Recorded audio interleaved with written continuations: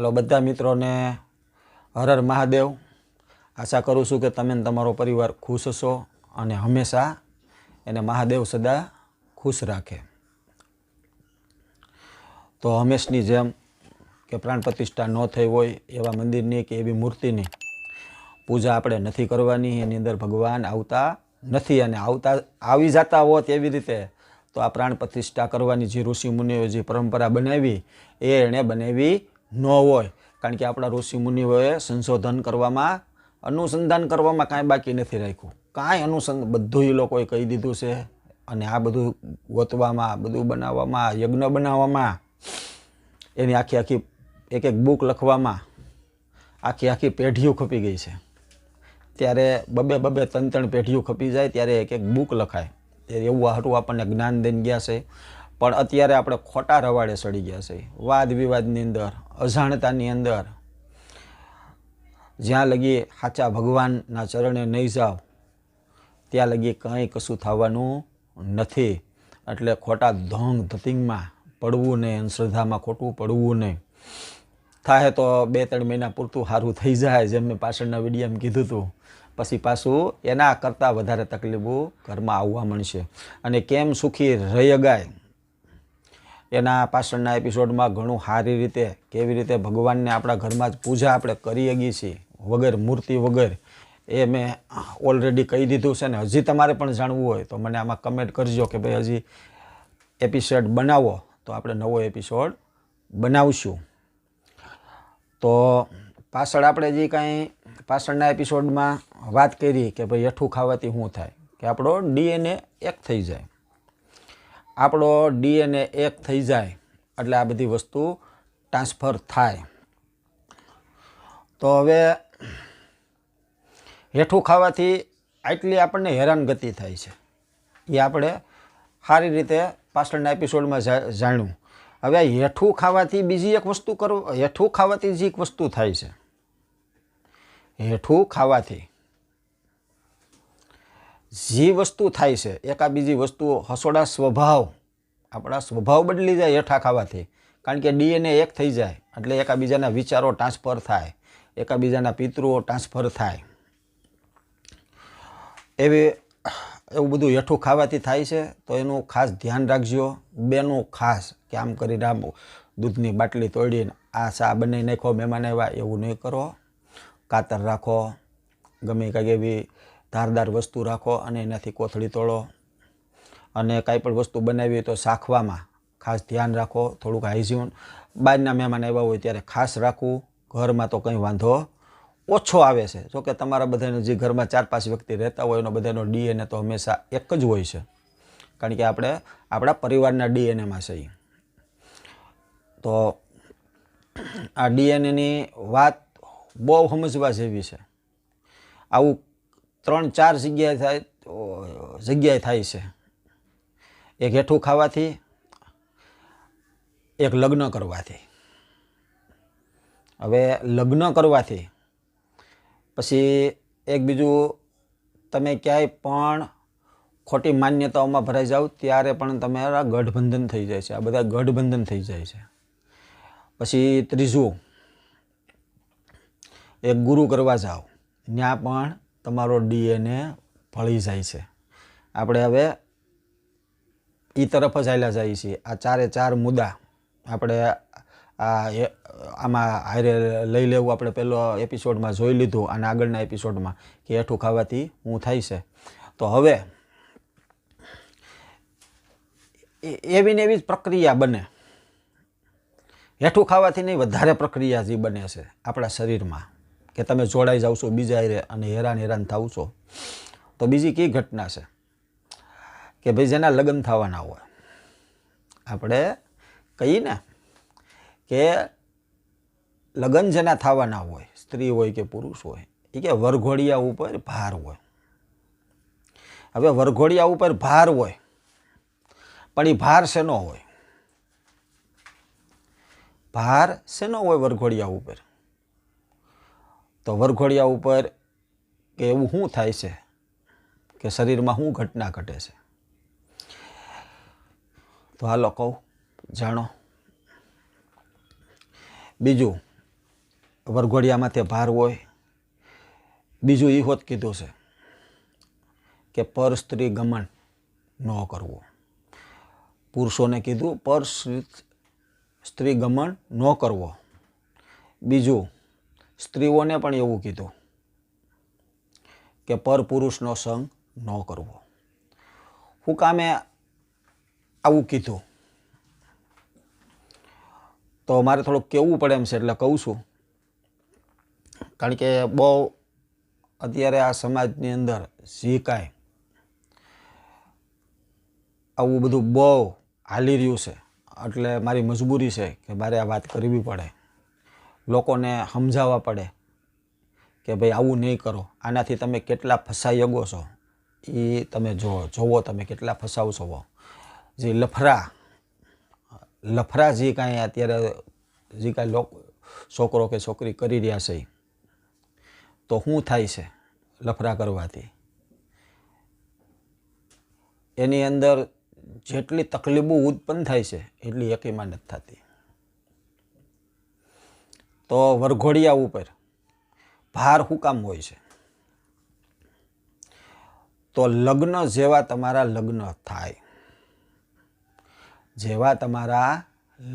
થાય, જ્યારે કોઈ પણ સ્ત્રી તમારી પત્ની બને અથવા કોઈ તમારો પતિ બને,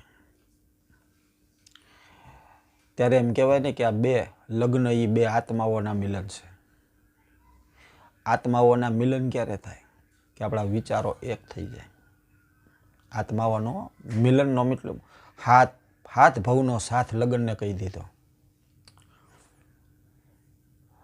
તો જે કાંઈ પહેલી રાત હોય, લગ્ન થયા ત્યારે નહીં,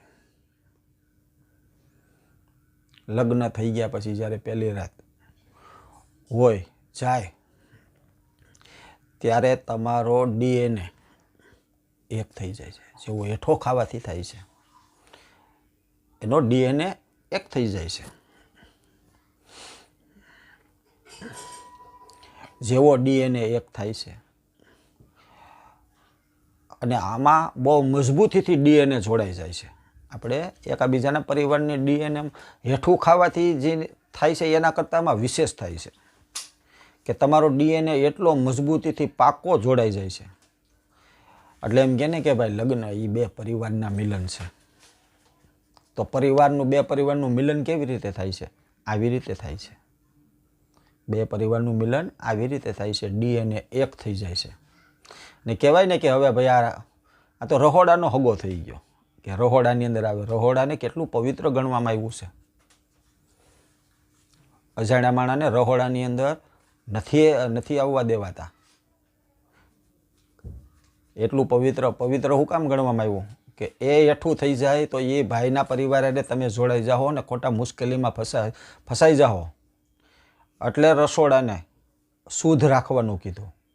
બીજા કોઈને આપણે તો એટલું પાલન કરેલું છે પહેલાં. બધું બહુ હું છે આમાં બહુ પછી જાતિવાદ આમાં આપણે નથી કરવાનો, કારણ કે હું જ્ઞાતિને જાતિમાં નથી માનતો. પણ એમાં જ્ઞાતિમાન જાતિમાં આપણે ન માનવું જોઈએ, ત્યાર પછી ના માનવું જોઈએ, એ હોતે હું કહીશ. આપણે બીજી કોઈ વાત નથી, એટલું આપણે ધ્યાન રાખેલું છે પહેલાં, અને રાખતા આપણે. હવે તો બહુ બધું નથી. તો આવી રીતે બે પરિવારનું મિલન આ રીતે થાય છે કે બેનો DNA એક થઈ જાય છે. જેવો DNA એક થાય, જે લગ્ન થયા હોય જેની હારે, જેવો DNA એક થાય, તો આ પરિવારની અંદર જે કાંઈ દુઃખ દર્દ હતા, જે કાંઈ વસ્તુ હતી, જે કાંઈ પિતૃ હોય, એને નવો રસ્તો મળ્યો, નવા શરીર મળે છે. આ પરિવાર જેવડો હોય એવો નવું શરીર મળી ગયું. જેમાં જેના તાકાતવાળા હશે એમાં ઘૂસીને લોકોને હેરાનગતિ કરશે વરઘોડિયાને.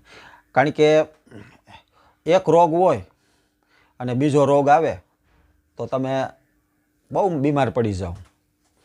એવી જ રીતે આ તો થોડુંક તો હતું, અને એમાંય તમે લગ્ન કર્યા પછી આ વસ્તુ ડબલ થઈ જાય છે. ડબલ થઈ જાય છે એટલે માણા ક્યારેક અકાલ મૃત્યુ જેવી સ્થિતિ થઈ જાય છે. મોટા મોટા રોગ થવા મળે છે. ઘણા સાંભળ્યું છે આર્થિક નુકસાની કે આના લગ્ન થયા તે પછી આના ઘરમાં હરખું નથી, આ બાઈ આવી છે કે આ આવ્યો છે,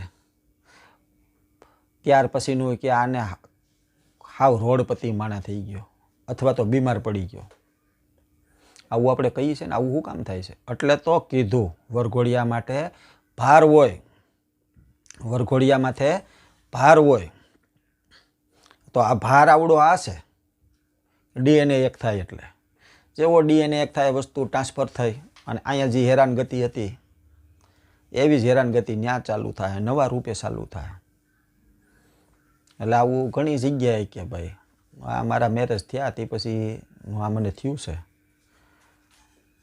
એવું નથી કે ભાઈ ભાઈને જ થઈ શકે, બાઈને હોત થઈ શકે રોગ, કારણ કે આના પિતૃ નાના પિતૃ બધા આડાહવળા થાય. આડાહવળી વસ્તુ હોય DNA ની અંદર, જ્યાં હેરાન કરતી હોય ત્યાં જઈને ડબલ થઈ જાય, ત્રણ ગણી થઈ જાય. એટલે ખાસ જુવાનિયાઓને મારે કહેવું છે કે લફરા કરતા પહેલાં, પર સ્ત્રી ગમન કરતા પહેલાં અથવા પર પુરુષ સાથે બહેનોને સંગ કરતા 100 વખત વિચારી લેજો. આમાં જોડાવાનો રસ્તો છે. એણે આનંદ કરી લીધો, એણે આનંદ કરી લીધો, છૂટા પડી ગયા, પણ તમે એક જગ્યાએ જોડાઈ ગયા જે તમારે આખી જિંદગી ભોગવવાનું છે. એક દિવસનું નથી આ. અને એ DNA અલગ કરવો તો એના માટે તો પૂર્ણ ગુરુની જ્યારે જરૂર પડે છે. પૂર્ણ ગુરુ હોય ત્યારે આ બધું આ DNA તમારા કાપી શકે, કટ કરી શકે. અને પૂર્ણ ગુરુ મળવા પણ બહુ અઘરા છે. તો બહુ વિચારીને આડાવળા જે કાંઈ તમે સંબંધ બાંધો, જેમ આપણને રામચંદ્રજી ભગવાને શીખડાવ્યું કે ભાઈ મારી આ જીવન એક જ પત્ની, બીજી પત્ની, બીજા લગ્ન હું નહીં કરું.